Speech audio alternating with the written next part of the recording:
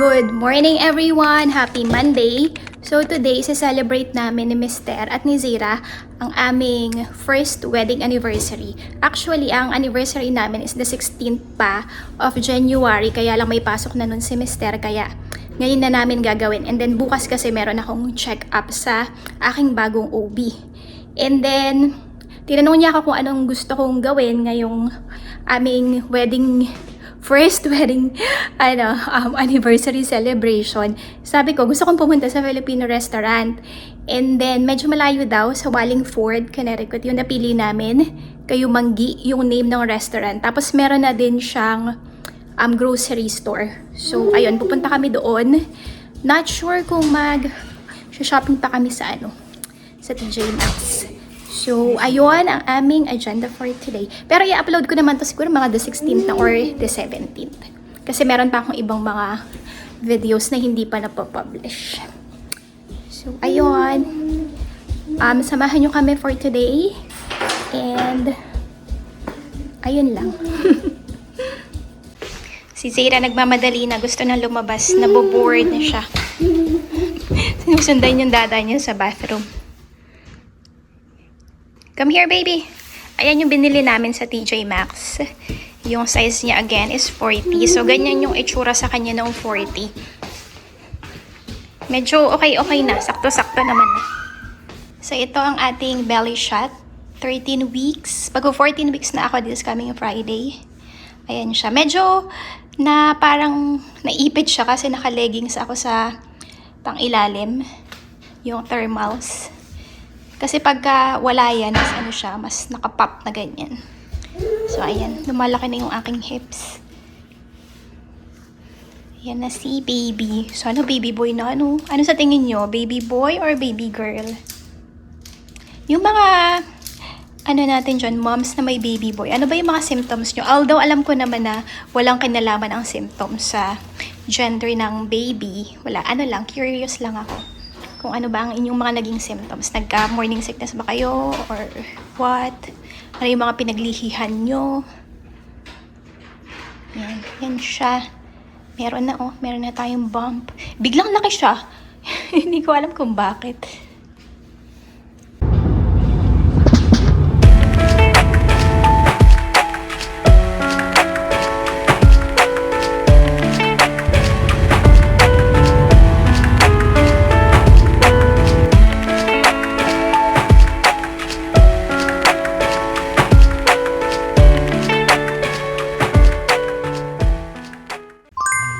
Andito na tayo guys. Ayan siya. Katabi siya ng Gold Star Chinese Restaurant. Kayumanggi.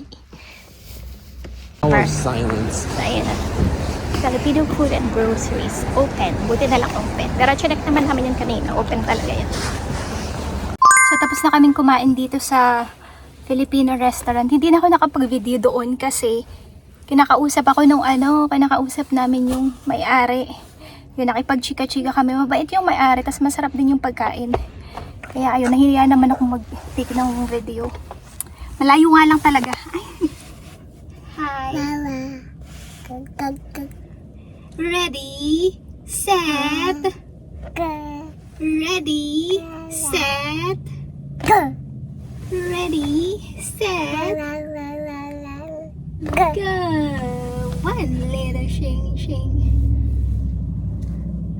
What? One little zeta. One little Zeta jumping on the bed, she fell off and bumped her head. Mama called the doctor and the doctor said, no more Zeta jumping on the bed. Yay! So nakauwi na kami dito sa bahay and i-haul ko sa inyo yung napamili namin doon sa Filipino grocery store kasi aside from having a Filipino restaurant there, meron din silang maliit na Filipino grocery store. So ito, cassava cake, dalawa. Nagustuhan siya ni Mister. And then, pandan cake, bawas na kasi kinain din ni Mister habang nagda-drive pabalik. Malayo kasi siya mga 1.5 hour. Tapos, ginataan mix. And then, Mamasita sinigang sa bayabas. Wala sila nung sampalok. 3 pieces. Ayan. Tapos, itong pansit bihon. And then, nagaraya garlic. Nag-crave kasi ako dyan. Tapos, madami kaming binili na liver spread. Reno. Ayan, 4. 4 siya. And then, Mang Tomas. And 2 UFC banana ketchup. Ayan. So, ayun lang. Hindi ko alam kung magkano yung binayaran ni Mister. Kasama yung total nung aming kinain doon. Ako ang kinain ko, sinigang, kasi super nag-crave na talaga ako sa sinigang. Tapos, rice, lumpiang Shanghai, lumpiang gulay, and menudo. So, nagustuhan naman ni Mister ang menudo. Tinatanong niya nga yung may-ari kung paano daw ba niya niluto. Ayun, so yun lang ang aming pinamili. And ganun lang namin na-celebrate ang aming first wedding anniversary. Napakasimple lang. Talagang nagpunta lang kami doon sa Filipino store kasi yun talaga yung gusto kong gawin. Dahil nga super crave na ako sa mga Filipino food. Yung authentic talaga Filipino food. And yun, binigay naman ni Mister. So, ayun. And then bukas nga, pupunta kami doon sa aking check-up sa bago kong OBGYN. So, i-put away ko lang ito. Ito pala yung total ng aming pinamili. $117.67. Kasama na yung food na kinain namin doon sa restaurant. So, inaano na ni Mister, nililigpit na ni Mister ang aming Christmas tree. Love, while you're doing that, I have a question for you. Since on the 16th, it will be our what? If you know. What? What is gonna happen on the 16th? I gotta go back to work. Whatever. You're so annoying. When is the special occasion on the 16th? Our 1-year anniversary Anniversary of what? of our marriage. Okay. So, what's your realizations after getting married to a Filipina for 1 year now? I don't think being married to a Filipina is any different than being married to any other woman. That's it? A woman is a woman. It's just being married is, being married. What have you learned about marrying me? I don't know. You be honest. I'm just happy to be alive. So, You're just happy to be alive. yeah, that things are going good and we don't have any problems. Don't we have any problems? We have some problems. But it's not, They're not bad problems. yeah. How about our love with each other? Do you think it's the same? Do you think you love me more? Or do you think, do you think you? I love you the same amount. Look, I love you with all my heart. And that's Why is it that you look not very serious? because it's funny to be in this camera. Why? It's silly. How about you? What's your question about me? What's your question? Do you have any questions for me? Why would I?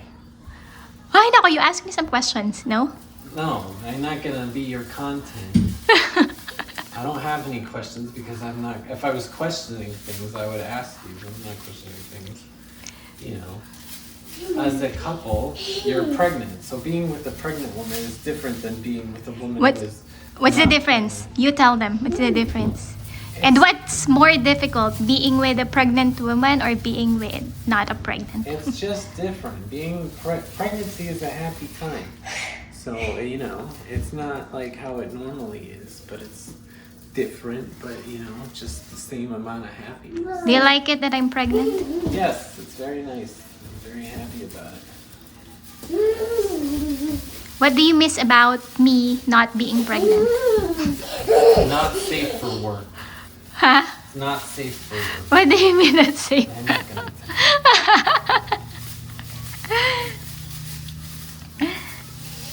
Yan, si Zayna na naman, tuwang-tuwa. Kasi si Miss Rachel, pinapanood na naman yan.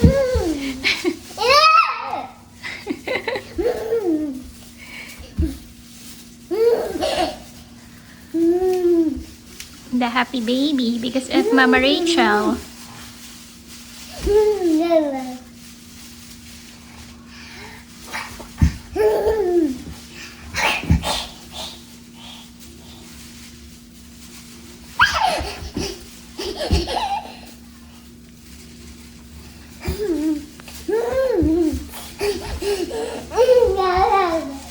So, ito na ang aking belly bump nang walang leggings at walang kahit ano. Kakakain lang pala.